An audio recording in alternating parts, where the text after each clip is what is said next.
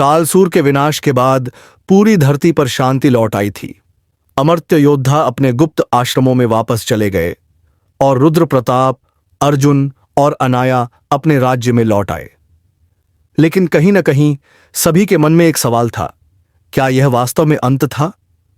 रुद्र प्रताप अपने महल की छत पर खड़ा था जब अचानक उसे दूर क्षितिज पर अजीब काले बादल दिखाई दिए। यह कोई साधारण तूफान नहीं था, यह वही अंधकार था जिसे उन्होंने इतनी मुश्किल से हराया था। तभी एक संदेशवाहक घोड़े पर दौड़ता हुआ आया और घबराते हुए कहा, महाराज, पश्चिमी सीमाओं पर अजीब घटनाएं हो रही हैं। सैनिकों का कहना है कि वहां अचानक राक्षसी छायाएं दिखाई दे रही हैं। अर्जुन ने चिंता से कहा, लेकिन कालसूर तो नष्ट हो चुका है, फिर ये छायाएं कैसे? रुद्र प्रताप और अनाया ने गुरु वासुकी से सलाह लेने का निश्चय किया। उन्होंने एक प्राचीन ग्रंथ निकाला जिसमें लिखा था, जब महान अंधकार मिटता है तब उसकी राख से एक नया बीज जन्म लेता है। गुरु वासुकी ने गंभीर स्वर में कहा, कालसूर की हार के बाद उसकी शक्ति पूरी तरह समाप्त नहीं हुई, उसकी छाया अब किसी नए रूप में वापस आ रही है। उसी रात महल के द्वारों पर एक रहस्यमयी व्यक्ति प्रकट हुआ। वह पूरी तरह काले वस्त्रों में था और उसकी आंखें गहरी लाल थीं। उसने ठंडी आवाज में कहा, रुद्र प्रताप, तुमने सोचा कि यह युद्ध समाप्त हो गया? यह तो बस शुरुआत थी, अब असली अंधकार आने वाला है। अनाया ने तलवार निकाल ली। तुम कौन हो? वह व्यक्ति मुस्कुराया। मुझे असुरेंद्र कहते हैं, अंधकार के नए युग का प्रथम दूत। और तभी महल के चारों ओर काले धुएं की लहरें उठने लगीं। महल के चारों ओर अंधकार की लहरें उठने लगीं। हवा में एक अजीब सी ठंडक थी और ऐसा लग रहा था मानो रात और भी गहरी हो गई हो। सामने खड़ा रहस्यमयी व्यक्ति असुरेंद्र धीरे धीरे आगे बढ़ रहा था। अर्जुन ने तलवार निकालकर कहा, हमने कालसूर को हराया है, तुम्हें भी हराने के लिए तैयार हैं? असुरेंद्र मुस्कुराया। कालसूर कमजोर था, उसने सिर्फ बल का उपयोग किया, लेकिन मैं अंधकार का असली उत्तराधिकारी हूं। इतना कहकर उसने हाथ उठाया और महल की दीवारों पर काली दरारें पड़ने लगीं। कुछ ही क्षणों में उन दरारों से असुर छायाएं निकलने लगीं। ये अंधकार से बनी भयंकर आत्माएं थीं जो किसी भी जीव को छूते ही उसकी ऊर्जा सोख लेती थीं। अनाया ने तुरंत वरुणास्त्र उठाया और एक जल प्रवाह छोड़ा जिससे कई छायाएं भस्म हो गईं। लेकिन बाकी असुर छायाएं चारों ओर फैल गईं और पूरे महल में हाहाकार मच गया। रुद्र प्रताप ने तेजी से सूर्य वज्र उठाया और हवा में उछाल दिया। जैसे ही वज्र चमका, उसकी रोशनी से कई असुर छायाएं झलकर राख हो गईं। गुरु वासुकी ने गंभीर स्वर में कहा, यह कोई साधारण शत्रु नहीं है। असुरेंद्र केवल शक्ति से नहीं बल्कि छल और मंत्रों से भी लड़ता है। हमें इसकी असली कमजोरी ढूंढनी होगी। युद्ध के बीच अर्जुन ने असुरेंद्र पर वार करने की कोशिश की, लेकिन तलवार उसके शरीर के पार निकल गई। वह केवल एक छाया थी। रुद्र प्रताप चौंक गया। इसका असली शरीर कहीं और छिपा है। असुरेंद्र हंसा, बहुत देर हो चुकी है। जब तक तुम मुझे खोज पाओगे तब तक मेरा अंधकार इस पूरी भूमि को निगल चुका होगा। तभी महल के पुरातन अभिलेखों में एक शिलालेख दिखाई दिया जिसमें लिखा था, असली असुरेंद्र केवल वहां मिलेगा जहां सूर्य की किरणें कभी न पहुंची हों। गुरु वासुकी ने तुरंत कहा, यह संकेत किसी गुप्त स्थान का है। हमें पता लगाना होगा कि असुरेंद्र की असली शक्ति कहां छिपी है। रुद्र प्रताप ने सिर हिलाया। अगर यह सच है तो हमें समय बर्बाद नहीं करना चाहिए। अर्जुन, अनाया, हम तुरंत उस गुप्त स्थान को खोजने निकलते हैं। अंधकार और गहराया। लेकिन जैसे ही वे आगे बढ़े, असुरेंद्र ने एक भयानक मंत्र पढ़ा। पूरे आकाश में काली आंधी उठी और अचानक महल की जमीन हिलने लगी। अब देखो मेरे असली प्रकोप को, असुरेंद्र गरजा। महल के सामने जमीन फटी और उसमें से एक विशाल अंधकार दैत्य निकला जिसकी आंखें जलते अंगारों की तरह चमक रही थीं। अनाया ने चौंक कर कहा, यह तो अंधकार का दैत्य महाकाल है। अब रुद्र प्रताप और उसकी सेना के सामने दो चुनौतियां थीं, असुरेंद्र का रहस्य खोजना और इस विनाशकारी दैत्य से लड़ना। असुरेंद्र के मंत्र से उत्पन्न अंधकार दैत्य महाकाल अब पूरी शक्ति के साथ महल के सामने खड़ा था। उसकी विशाल काली देह से लगातार काले धुएं की लपटें उठ रही थीं और उसकी आंखों में जलते अंगारों जैसी चमक थी। जमीन उसकी हर एक हरकत से कांप रही थी। रुद्र प्रताप ने सूर्य वज्र कसकर पकड़ा और अर्जुन वज्राताड़ी की ड्यूटी अतिराध्य व अनाया की ओर देखा। हमें इसे रोकना ही होगा, वरना पूरा राज्य तबाह हो जाएगा। महाकाल ने अपनी विशाल भुजा उठाई और जमीन पर दे मारी। पूरा क्षेत्र हिल उठा और उसके वार से एक गहरा अंधकार कुंड बन गया, जिसमें आसपास की हर चीज खिंचने लगी। सैनिक हवा में उड़ने लगे और कई पेड़ और इमारतें उस कुंड में समा गईं। अनाया ने तुरंत वरुणास्त्र का उपयोग कर जल ऊर्जा से एक सुरक्षा कवच बनाया, जिससे महल की दीवारें सुरक्षित रहीं। अर्जुन चिल्लाया, मितामा, हमें इसकी ताकत का स्रोत खोजना होगा, वरना हम इसे हरा नहीं पाएंगे। गुरु वासुकी ने महल की प्राचीन दीवारों पर एक शिलालेख पढ़ा, जिसमें लिखा था, महाकाल को कोई अस्त्र नष्ट नहीं कर सकता जब तक कि उसकी परछाई समाप्त न हो। रुद्र प्रताप ने गहरी सांस ली और सोचा, तो असली महाकाल यह नहीं है, बल्कि इसकी परछाई ही इसकी शक्ति का स्रोत है। रुद्र प्रताप, अर्जुन और अनाया ने एक योजना बनाई। अनाया वरुणास्त्र से आसमान में एक जल घेरा बनाएगी, जिससे सूर्य की किरणें युद्ध भूमि पर केंद्रित हो सकें। अर्जुन कालाग्नि खड्ग से महाकाल पर लगातार वार करेगा, जिससे उसकी परछाई अलग हो सके। रुद्र प्रताप सूर्य वज्र से परछाई पर अंतिम वार करेगा, जिससे महाकाल का अस्तित्व समाप्त हो जाएगा। अनाया ने अपनी ऊर्जा केंद्रित की और आसमान में एक विशाल जल घेरा बनाया। जैसे ही उसने मंत्र पढ़ा, सूर्य की किरणें जमीन पर सीधी पड़ने लगीं, जिससे महाकाल की परछाई स्पष्ट दिखने लगी। अर्जुन ने बिजली की गति से दौड़कर अपनी तलवार से महाकाल पर प्रहार किया। हर वार के साथ महाकाल की परछाई हिलने लगीं, लेकिन वह अभी भी पूरी शक्ति से लड़ रहा था। असुरेंद्र ने दूर से देखा और क्रोधित होकर चिल्लाया, नहीं, यह असंभव है। रुद्र प्रताप ने सूर्य वज्र को पूरी ताकत से घुमाया और सीधा महाकाल की परछाई पर दे मारा। जैसे ही वज्र की रोशनी परछाई पर पड़ी, महाकाल ने भयंकर चीख मारी और उसकी पूरी देह में कंपन होने लगा। कुछ ही क्षणों में वह अंधकार में बदलकर हवा में विलीन हो गया। अंधकार हटते ही आकाश फिर से साफ हो गया। सूरज की किरणें पूरे राज्य में फैल गईं और चारों ओर शांति छा गई। असुरेंद्र की हार या चाल। असुरेंद्र ने दांत पीसते हुए कहा, तुमने महाकाल को हरा दिया, लेकिन मैं अब भी यहां हूं। यह युद्ध अभी खत्म नहीं हुआ, रुद्र प्रताप। इतना कहकर उसने एक काले धुएं का गोला बनाया और उसमें समा गया। रुद्र प्रताप ने कहा, यह भाग गया, लेकिन वापस जरूर आएगा। अब हमें इसे पूरी तरह समाप्त करने के लिए तैयार रहना होगा। महाकाल के विनाश के बाद राज्य में कुछ समय के लिए शांति छा गई, लेकिन रुद्र प्रताप, अर्जुन और अनाया जानते थे कि यह शांति केवल अस्थायी थी। असुरेंद्र अभी भी जीवित था और उसकी काली शक्तियां अब भी कहीं न कहीं बढ़ रही थीं। एक रात जब रुद्र प्रताप अपने कक्ष में युद्ध की योजना बना रहा था, तभी एक रहस्यमयी संदेशवाहक आया। वह बुरी तरह घायल था और उसके वस्त्र जले हुए थे। उसने कांपते हुए कहा, महाराज, असुरेंद्र पश्चिम के शापित वन में अपनी सेना तैयार कर रहा है। वह कुछ बहुत भयानक करने वाला है। रुद्र प्रताप तुरंत सतर्क हो गया। उसने गुरु वासुकी और अपने सेनापतियों को बुलाया। गुरु वासुकी ने गंभीर स्वर में कहा, अगर असुरेंद्र शापित वन में छिपा है, तो इसका मतलब है कि वह अधोभूमि की शक्ति को जागृत करने की कोशिश कर रहा है। गुरु वासुकी ने एक प्राचीन ग्रंथ खोला, जिसमें लिखा था, अधोभूमि धरती के नीचे स्थित वह स्थान है जहां कालसूर की सबसे गहरी शक्तियां बंदी हैं। जो कोई भी इस शक्ति को मुक्त करेगा, वह अपार शक्ति प्राप्त करेगा, लेकिन इसकी कीमत बहुत भयानक होगी। अर्जुन ने चिंता से कहा, अगर असुरेंद्र इसे जागृत कर लेता है, तो हम कभी उसे हरा नहीं पाएंगे। रुद्र प्रताप ने फैसला किया, हमें तुरंत शापित वन की ओर प्रस्थान करना होगा। राज्य के सभी योद्धाओं को इकट्ठा किया गया। गुरु वासुकी ने विशेष रक्षा मंत्र तैयार किए जो अंधकार की शक्ति से बचाव कर सकते थे।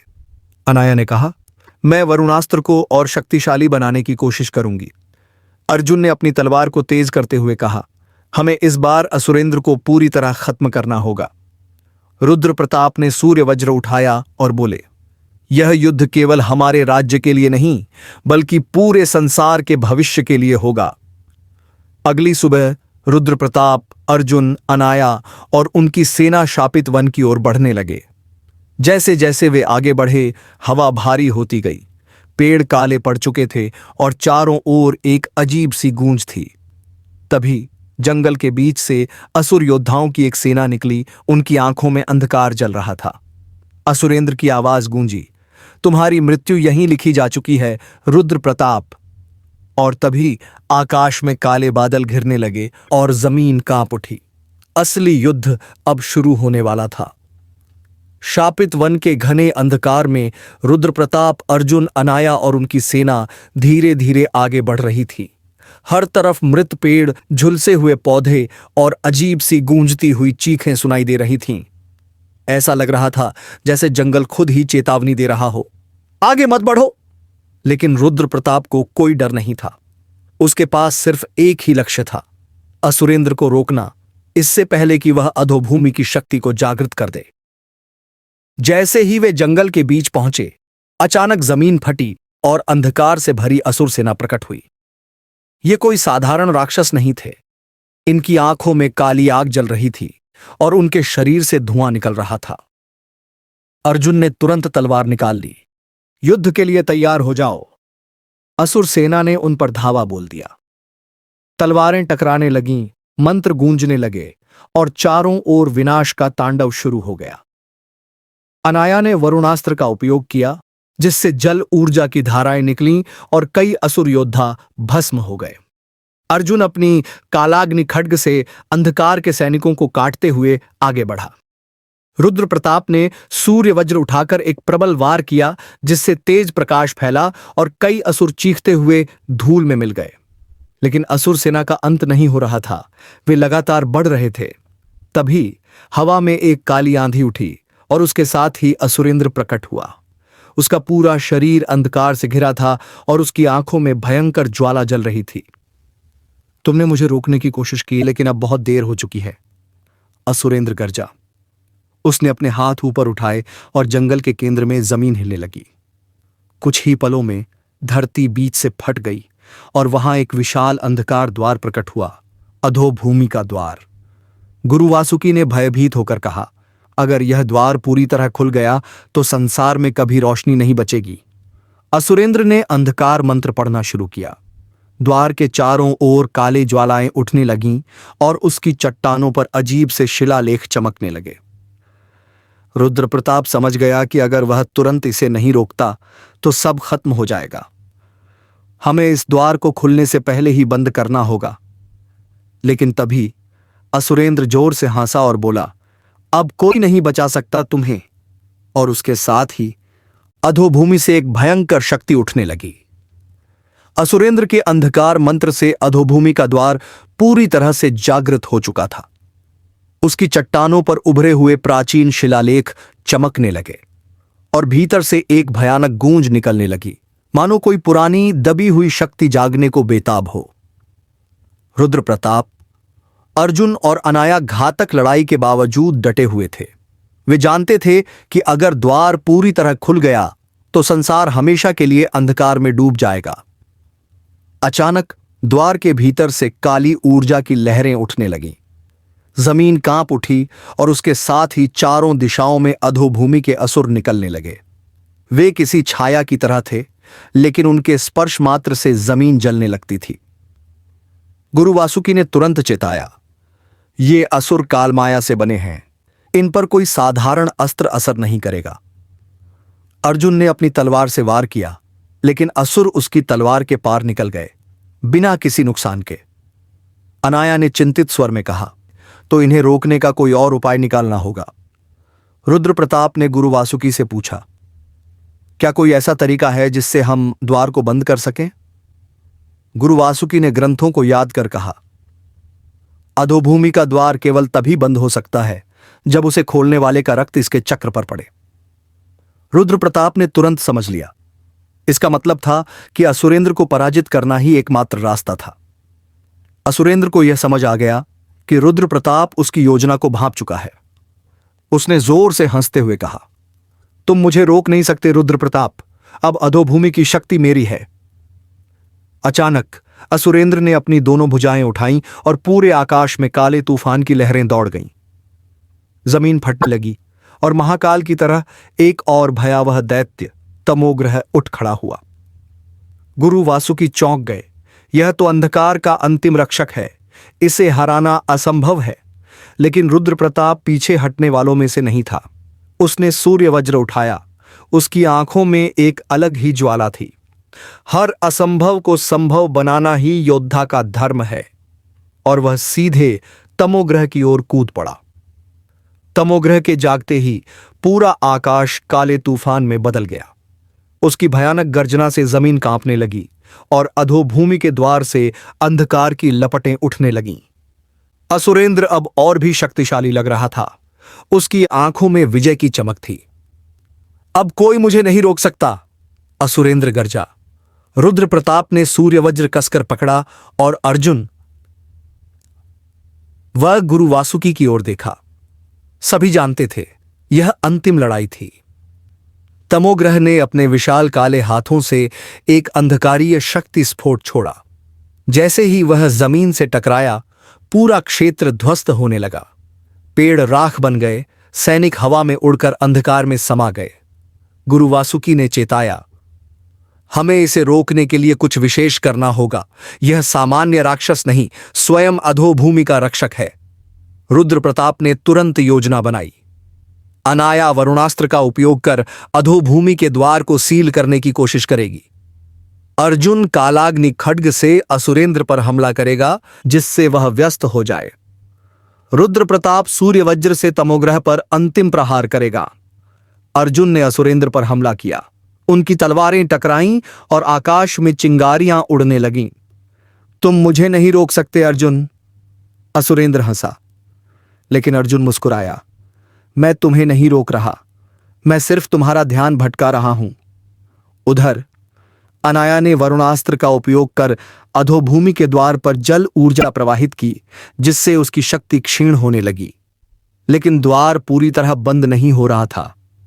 गुरु वासुकी ने कहा, हमें असुरेंद्र के रक्त की आवश्यकता होगी। तमोग्रह ने रुद्र प्रताप पर हमला किया, लेकिन वह बिजली की गति से बच निकला और सूर्य वज्र को पूरी शक्ति से घुमाया। अब देख सूर्य का असली प्रकोप। सूर्य वज्र से तेज रोशनी निकली और जैसे ही वह तमोग्रह पर गिरी, वह भयंकर चीख के साथ जलने लगा। उसकी पूरी देह दरारों में बदल गई और कुछ ही पलों में वह राख बनकर उड़ गया। तमोग्रह के विनाश से असुरेंद्र चौंक गया। अर्जुन ने मौका देखकर अपनी तलवार से उसके सीने पर गहरा वार किया। खून की कुछ बूंदें अधोभूमि के द्वार पर गिरी। गुरु वासुकी ने मंत्र पढ़ा और तुरंत द्वार हिलने लगा। काले ज्वालाएं बुझने लगीं और कुछ ही क्षणों में अधोभूमि का द्वार पूरी तरह सील हो गया। असुरेंद्र ने दर्द से कराहते हुए कहा, नहीं, यह संभव नहीं। रुद्र प्रताप ने कहा, अंधकार का अंत हो चुका है। असुरेंद्र ने अंतिम चीख मारी और धुएं में विलीन हो गया। उसके जाते ही आकाश से अंधकार छूट गया। शापित वन हरा होने लगा और राज्य में शांति लौट आई। अनाया ने मुस्कुराते हुए कहा, हमने कर दिखाया। रुद्र प्रताप ने सूर्य वज्र को म्यान में रखते हुए कहा, यह विजय केवल हमारी नहीं, पूरे संसार की है। असुरेंद्र के विनाश के बाद राज्य में शांति लौट आई। अधोभूमि का द्वार हमेशा के लिए सील हो चुका था और शापित वन फिर से हरा भरा होने लगा था। राजमहल में जश्न का माहौल था। सभी योद्धाओं को सम्मानित किया गया और पूरे राज्य में उत्सव मनाया गया। राजा सम्राट देववर्मन ने अपने सिंहासन से उठकर रुद्र प्रताप को गले लगाया और कहा, तुमने जो किया वह असंभव था। तुम केवल इस राज्य के नहीं, बल्कि इस युग के सबसे महान योद्धा हो। राजमहल के प्रांगण में एक भव्य समारोह हुआ, जिसमें अर्जुन, अनाया और सभी योद्धाओं को सम्मानित किया गया। गुरु वासुकी ने कहा, यह केवल एक विजय नहीं, बल्कि एक सीख भी है। अंधकार कितना भी प्रबल हो, अंततः सत्य और प्रकाश ही विजयी होते हैं। लेकिन कुछ तो गलत था। जब सब कुछ सामान्य हो रहा था, तभी रुद्र प्रताप को एक अजीब बेचैनी महसूस हुई। वह अपने कक्ष में गया और सूर्य वज्र को ध्यान से देखा। तलवार का प्रकाश हल्का पड़ रहा था। यह संकेत था कि कहीं न कहीं कोई नया संकट उभर रहा था। तभी अचानक महल की दीवारें हिलने लगीं। पहरेदारों ने भागकर सूचना दी, महाराज, महल के बाहर कोई अजीब शक्ति महसूस हो रही है। रुद्र प्रताप, अर्जुन और अनाया तुरंत बाहर गए। आकाश में काले बादल छा गए थे और दूर पर्वतों से एक गहरी गर्जना सुनाई दी। गुरु वासुकी ने ध्यान केंद्रित कर कहा, यह कोई साधारण प्राकृतिक घटना नहीं, यह किसी और शक्ति का संकेत है। और तभी आकाश में एक रहस्यमयी आकृति प्रकट हुई। उसकी आंखें अंगारों की तरह जल रही थीं और उसके हाथों में एक काला भाला था। तुमने असुरेंद्र को हरा दिया, लेकिन क्या तुम कालजयी से लड़ने के लिए तैयार हो? रुद्र प्रताप ने तलवार उठाई और कहा, हमेशा। रुद्र प्रताप, अर्जुन और अनाया महल के द्वार पर खड़े होकर आकाश में चमकती उस रहस्यमयी आकृति को देख रहे थे। उसकी आंखों में एक भयावह ज्वाला थी और उसके हाथों में एक काला भाला जिससे अंधकार की लपटें निकल रही थीं। गुरु वासुकी ने जब ध्यान से उसे देखा तो उनके चेहरे की रंगत उड़ गई। उन्होंने धीमे स्वर में कहा, यह असंभव है, यह तो कालजयी है। अर्जुन ने तुरंत पूछा, गुरुदेव, यह कालजयी कौन है? गुरु वासुकी ने भारी स्वर में बताया, कालजयी कोई साधारण योद्धा नहीं, बल्कि वह है जिसने हजारों वर्षों तक मृत्यु को पराजित किया है। वह काल का स्वामी है और वह अनश्वर है। अनाया चौंक गई। क्या इसका मतलब है कि हम इसे मार नहीं सकते? गुरु वासुकी ने सिर झुका लिया। अब तक किसी ने भी कालजयी को हराने का उपाय नहीं खोजा। अगर वह यहां आया है तो इसका मतलब है कि एक नया युद्ध हमारे सिर पर है। कालजयी ने अपनी गहरी गूंजती हुई आवाज में कहा, रुद्र प्रताप, तुमने अधोभूमि के द्वार को सील कर दिया, लेकिन क्या तुम जानते हो कि तुमने क्या किया? रुद्र प्रताप ने तलवार कसकर पकड़ ली। मैंने अंधकार को मिटाया है, यही मेरा कर्तव्य था।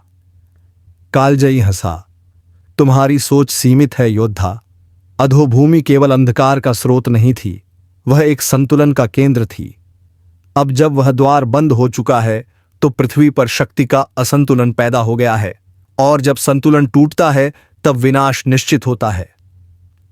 गुरु वासुकी समझ गए कि कालजयी सच कह रहा था। अधोभूमि के द्वार को बंद करके उन्होंने संसार को एक नए संकट की ओर धकेल दिया था। रुद्र प्रताप ने गंभीर स्वर में कहा, अगर संतुलन को बचाने के लिए लड़ना पड़े तो हम लड़ेंगे।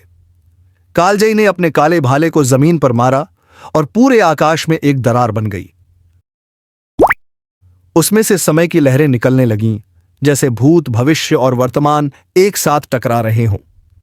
अगर तुम सच में योद्धा हो तो आओ, मेरा सामना करो। लेकिन याद रखना, इस युद्ध में न कोई विजेता होगा न कोई पराजित। यहां केवल काल की इच्छा चलेगी। रुद्र प्रताप, अर्जुन और अनाया ने एक दूसरे की ओर देखा। यह लड़ाई पिछले सभी युद्धों से अलग थी। यह केवल शक्ति की लड़ाई नहीं थी, यह समय और संतुलन की लड़ाई थी। रुद्र प्रताप ने सूर्य वज्र उठाया और कहा, अगर यह युद्ध अनिवार्य है तो हम इसे स्वीकार करते हैं। कालजयी के भाले से आकाश में जो दरार बनी थी वह धीरे धीरे फैलने लगी। उसमें से समय की अजीबोगरीब तरंगें निकल रही थीं, मानो भूत, भविष्य और वर्तमान आपस में टकरा रहे हों। महल की दीवारें हिलने लगीं और जमीन पर अनजानी छायाएं दौड़ने लगीं। गुरु वासुकी चिंतित स्वर में बोले, यह कोई साधारण युद्ध नहीं, यह कालयुद्ध है। अगर यह शुरू हुआ तो न केवल यह राज्य बल्कि पूरा संसार इसके प्रभाव से बच नहीं पाएगा। लेकिन रुद्र प्रताप पीछे हटने वालों में से नहीं था। उसने सूर्य वज्र को कसकर पकड़ा और कालजयी की ओर बढ़ा। अगर यह युद्ध अनिवार्य है तो मैं इसे स्वीकार करता हूं। कालजयी ने बिना कोई देरी किए अपने काले भाले को घुमाया और एक प्रचंड वार किया। भाले से निकली अंधकार ऊर्जा ने पूरी जमीन को झकझोर दिया। रुद्र प्रताप ने सूर्य वज्र से इसका प्रतिकार किया, लेकिन जैसे ही दोनों अस्त्र टकराए, समय की धाराएं चारों ओर बिखर गईं। अचानक रुद्र प्रताप को महसूस हुआ कि वह किसी और स्थान पर पहुंच गया है। उसके चारों ओर एक विशाल रेगिस्तान था और आकाश में 3 सूर्य जल रहे थे। यह कहां आ गया मैं? पीछे से एक आवाज आई, तुम अब अपने समय में नहीं हो। रुद्र प्रताप ने मुड़कर देखा। वहां एक योद्धा खड़ा था जिसका रूप उसके जैसा ही था। उधर अर्जुन और अनाया ने देखा कि रुद्र प्रताप अचानक गायब हो गया। अनाया घबराकर बोली, कालजयी ने उसे कहां भेज दिया? कालजयी ने हंसते हुए कहा, वह अब समय के भंवर में फंस चुका है, उसे बाहर निकालने का कोई तरीका नहीं। लेकिन अर्जुन पीछे हटने वाला नहीं था। उसने कालाग्नि खड्ग उठाया और कालजयी की ओर लपका। दूसरी ओर रुद्र प्रताप अपने हमशक्ल को देख रहा था।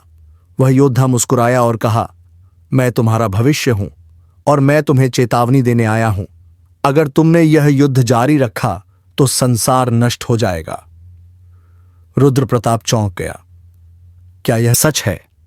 क्या कालजयी सही कह रहा था? लेकिन तभी आकाश में अंधकार फैल गया और एक गहरी गर्जना हुई। रुद्र प्रताप उस अजीब दुनिया में खड़ा था जहां 3 सूर्य जल रहे थे और रेत के टीलों के अलावा कुछ नहीं था। उसके सामने खड़ा योद्धा, जो बिल्कुल उसी की तरह दिखता था, मुस्कुरा रहा था। मैं तुम्हारा भविष्य हूं रुद्र प्रताप, और मैं यहां तुम्हें चेतावनी देने आया हूं। रुद्र प्रताप ने तलवार कसकर पकड़ी और कहा, यह कैसा खेल है? तुम कौन हो? भविष्य के रुद्र प्रताप ने गंभीर स्वर में कहा, अगर तुमने यह युद्ध जारी रखा तो पूरी दुनिया नष्ट हो जाएगी। कालजयी को रोकने का एक ही तरीका है, तुम्हें यह युद्ध छोड़ना होगा। अर्जुन और अनाया बनाम कालजयी। उधर अर्जुन और अनाया कालजयी से लड़ रहे थे। अर्जुन ने अपनी तलवार से वार किया, लेकिन कालजयी ने उसे एक हाथ से रोक लिया। तुम्हारी शक्ति मेरे सामने कुछ नहीं अर्जुन। कालजयी गरजा और उसने अर्जुन को जमीन पर पटक दिया। अनाया ने तुरंत वरुणास्त्र छोड़ा, लेकिन कालजयी ने हवा में ही उसे नष्ट कर दिया। गुरु वासुकी ने देखा कि स्थिति बिगड़ रही थी। उन्होंने अर्जुन से कहा, हमें कालजयी को रोकने के लिए समय के नियमों को तोड़ना होगा। रुद्र प्रताप अपने हमशक्ल को देख रहा था। अगर मैं लड़ाई रोक दूं तो क्या कालजयी भी हार जाएगा? भविष्य का रुद्र प्रताप बोला, नहीं, लेकिन यह युद्ध किसी एक योद्धा के बस की बात नहीं। अगर तुम सही रास्ता नहीं चुनते तो कालजयी तुम्हें हमेशा के लिए समय के इस भंवर में कैद कर देगा। अचानक आकाश में एक दरवाजा खुला और उसमें से एक गहरी आवाज आई, वापस आओ रुद्र प्रताप, यह युद्ध अधूरा है। रुद्र प्रताप समझ गया, यह एक परीक्षा थी। उसने अपनी तलवार उठाई और कहा, अगर मेरे पास समय को बदलने की शक्ति है तो मैं अपने तरीके से इस युद्ध को खत्म करूंगा। रुद्र प्रताप ने अपनी पूरी शक्ति एकत्र की और काल के द्वार में छलांग लगा दी। कालजयी ने उसे वापस आता देख पहली बार चौंक कर कहा, यह असंभव है। रुद्र प्रताप मुस्कुराया, असंभव को संभव बनाना ही योद्धा का धर्म है।